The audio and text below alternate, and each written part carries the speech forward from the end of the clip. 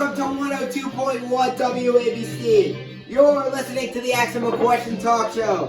It is 6 a.m. Eastern here in the city that never sleeps. God, wake up.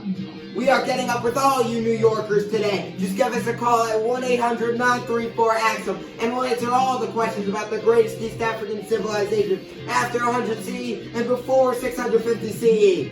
We've got three hosts this morning. I'm Charles Bird, that's Tyler McNeil, and the world famous Johnny DiCaprio is here with us. We'll surely have you entertained and educated this morning.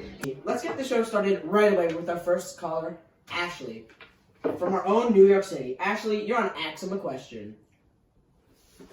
Hi, I'm Ashley, currently the 89th understudy for The Lion King Jr. on Broadway. So, I'm obviously not a well-known actress as of yet. Now, I heard about y'all's talk show while in rehearsal today, and it got me thinking. I want to know how I can become big in the biz. So maybe I can get ideas from the rise of Axum. How did Axum become big and prosperous? Now, Ashley, this has absolutely no relation to your situation at all. But Axum prospered due to trade. Appreciate the call, by the way. They commanded a trade network that connected Africa, India, and the Mediterranean world. Port cities such as Attalus and the capital city of Axum were vital to Axum's trading success. From these places, they were able to trade many wealthy goods from the south of the African coast. One more way Axum prospered was due to its military success, as they conquered the kingdom of Kush in around 330 CE. Oh, alright, good to know. I will sure take those things into consideration at my next rehearsal. This is Jimmy McKinley. Jimmy, you're on Axum a Question. Howdy, y'all. It's little Jimmy McKinley from Alabama, and I'm real new to this Axum thing. Where was it even located? Thanks for the call, Jimmy. The kingdom of Axum extended from modern-day Ethiopia to modern-day Eritrea in East Africa. Axum was on the coast of the Red Sea, as well as the Erythraean Sea to its east. Now, we've got a call from Chicago. Karen, welcome to the show. Hello, children. I'm Karen Williams from Chicago. I don't feel comfortable with my child learning about this vile time in human history. I don't want my little snugglebotches being oppressed by some tyrant taking Axum's example. I'd appreciate it if you shut down the show and air something a bit more appropriate. Kid-friendly program. Thank you, and go to bed. It's already getting late. Alrighty, don't worry, 7.9 billion viewers. We are not shutting down the show. But speaking of rising to power, Axum rose to power in 100 CE and was the dominant empire in the region until its decline in 650 CE. Now let's try and get a local caller on this time. Here we go. It's Andy from the Forgotten Borough. Andy, you're on Axum a Question. Yo, homies, I'm Andy from the Staten Island, and I am absolutely livid. And why is that, sir? Don't you dare sir me. Got that? Oh my gosh, we are so sorry, sir. It's alright, little man, just forget about it. So as you know, I'm livid, and that's because I've been mulling for days about how it could be even remotely possible for Axum to be a mad dog place in that crazy hot heat. Know what I'm saying? Misconception alert. Well, it looks like we've got our first common misconception alert of the day. One common misconception about Africa is that Africa is a dry, hot desert. In reality, it is very diverse, having rainforests, mountains, as well as deserts. Oh, thank you, guys. That really has been giving me a puzzle up in my noggin. Now, please excuse me. Jerry just called from the corner store and he said my focaccia is out the oven. Delicioso. Ooh. Hey, appreciate it, Andy. Okay. Moving on to our next caller. It's Joshua from the city. Joshua, you're on the show. I wonder if this guy knows Focaccia, man. So my name is Joshua from 87th Street. And did I just hear Focaccia talk? It's funny cause... No Focaccia talk here, Joshua. Just Axum talk. What are you saying? I was just turning the dial to hear my Yanks play the Dodgers. And I hear this garbage. Y'all know what station they play on these days? It's right here on 102.1 WABC, Joshua. But, yo, it's 6:13 in the morning. What are you doing? Okay. Anyway, I did overhear some conversation about Axum by my buddy Andy when I bumped into him walking down to the pizzeria on 65th a couple minutes ago. Uh-oh. He was talking about how great Axum was. But that whole time I was just wondering how a kingdom that great could fall. Do y'all know? Great question. For that question, we're bringing on a special reporter. Straight from the Hospital of Special Surgery, it's Dr. D. Klein.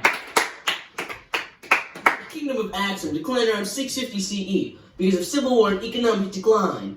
Economic decline was due to the fact that when Islam started to spread across the world in the 600s, Axum remained Christian, which caused isolation from surrounding civilizations and less trade. And now, I need to perform a knee replacement.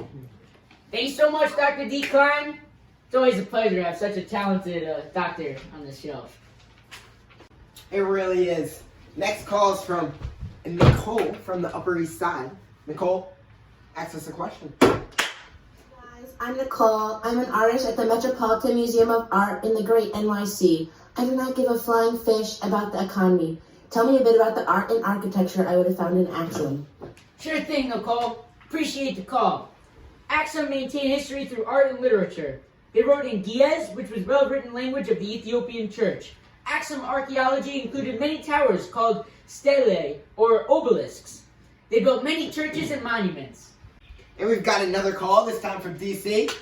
Joe, welcome to the show. From BC. Hello, I am Joseph R. Biden, President of the United States of America. And I just heard of the Axum a Question talk show.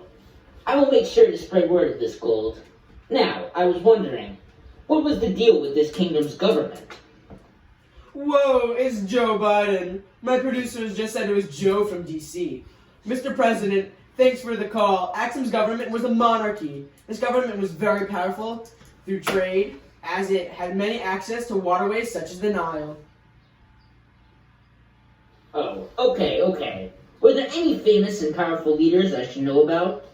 Indeed. One important figure was King Azana, who in the 4th century made Christianity the official religion of the kingdom, thus becoming one of the first Christian states in the history of the world. Good to know. Good luck y'all on the show. Not every day you get Joe Biden on your talk show. It's true. The kingdom of Axum is already going viral. Imagine by noon this morning. Next up is Danny. Oh no, from Boston. Danny, you're on Axum a Question.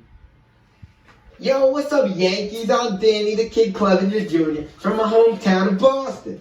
You know, my city's got a lot of history, and I ain't just talking about Red Sox titles. I'm really talking about that tea party in the harbor we had a few years ago. And that was because the government was unfairly taxing the people and couldn't keep good order. And if there's one thing I know for sure, is that ain't no homer. So, I was wondering about how this Axum place's government succeeded in their ballpark. Yo, Danny, thanks for the phone up, even if you are from Boston. Red Sox suck. Am I right, boys? Yes, sir. The Axum government did in fact succeed because of their powerful and fair monarchy. They did a good job allowing foreigners to trade and increased its economy. Merchants were welcomed from all over the Mediterranean world. Also, by adopting Christianity, they connected Axum and its people to North African and the Mediterranean world. Finally, the government succeeded in having cities with their own leaders. Huh, that does make sense. See, I would never call on to a New York radio show, but this soon-to-be Grammy Award-winning show is too good to pass up. You guys going national soon? Hopefully, Danny. We'll take that as a compliment. Alright, New Yorker, now we got a rapid round of Axum questions here. Starting with David Horowitz from Long Island. David, you're on Axum Question. How you been? Great, thank you. I'm David Horowitz from Long Island. I'm a very religious Christian. I was wondering what religion was this Axum kingdom. Appreciate the call as always, David. Well, Axum was a Christian kingdom. They followed the Ethiopian Orthodox Church. And here's a student from PS 162 in Queens. Chris, why you been doing up so early? What's up, dudes? I'm Chris. I'm in the 8th grade, and I have a project on Axum due when I get to school. And I haven't even started it yet. And I was wondering if you could help me out. Sure thing, Chris.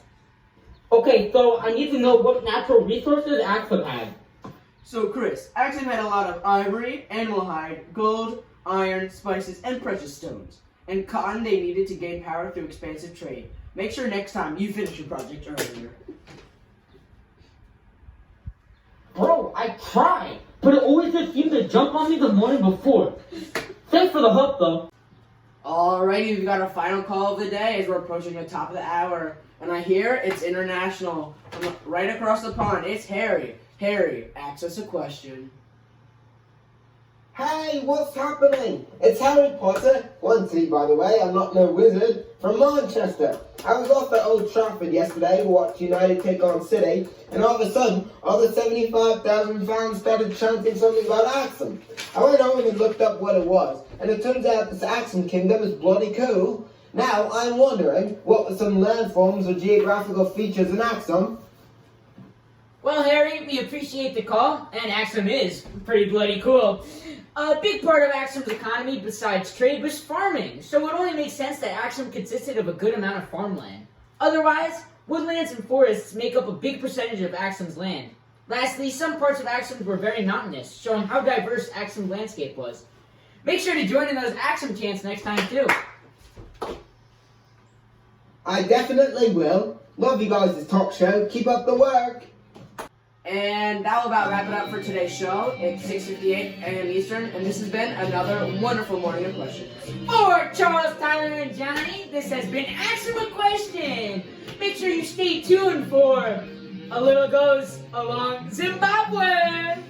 Have a great day, NYC. I'm gonna go get myself a fagasa. Me too, delicioso!